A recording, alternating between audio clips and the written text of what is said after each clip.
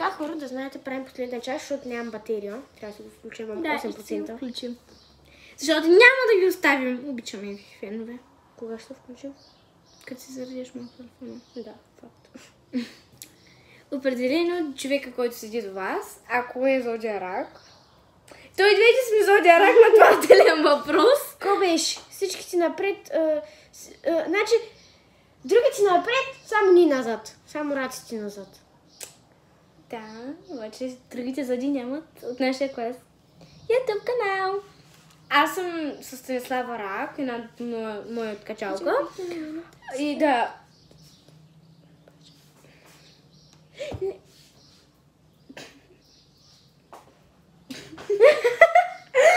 Така.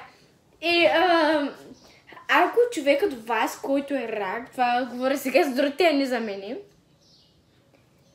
В смисъл, само прави някакви неща, да си стърва манисто, да, прави някакви майци, ако прави някакви такива луди неща. Слушай, K-pop, някакви такива неща. Топ 10 качва ли се на покрива? Аз съм закачвала, между другото. И съм се качвала. Именно това. Между другото, един път се бях качила на един покрив и не можах да сляза и трябваше да такова стълба. Да, и на череща се качва и катерини. Аз съм катерачка и на дървета съм се катира. Да, имаше една стара круша от тях и се катериш само по нея. Ма тя да отрезва.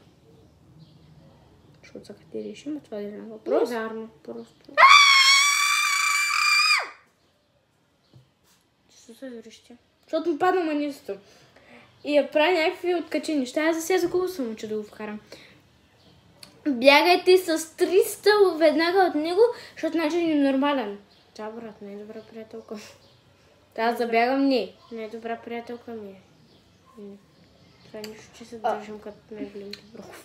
Да, но дуртинки, ако сте рак, нали, приятеля ви... мен. Да. Не, шегувам се, не бягайте от нас. Вие не сте до нас. Вие ни гледате. Толкова хора ме гледат. Това е въпрос. И се обичаме и фенове, пишите в коментарите пак дали причам на Корейка. То и аз нямам дръпнати очи, но това е делен въпрос. Просто бягайте с 300, ако видите рак. Ама не такъв рак, ама слушай рак. И просто бягайте с 300. Той човека няма как да знае, че е рак. Като го пита. Той да ни гадае. Като пита. Ако човека не знае зодие. Нали ще го пита. Там верно ни влага логика. Затова, чао! Ами хора, видеото и без това свършва, така че няма да има втора част, в смисъл следващия част.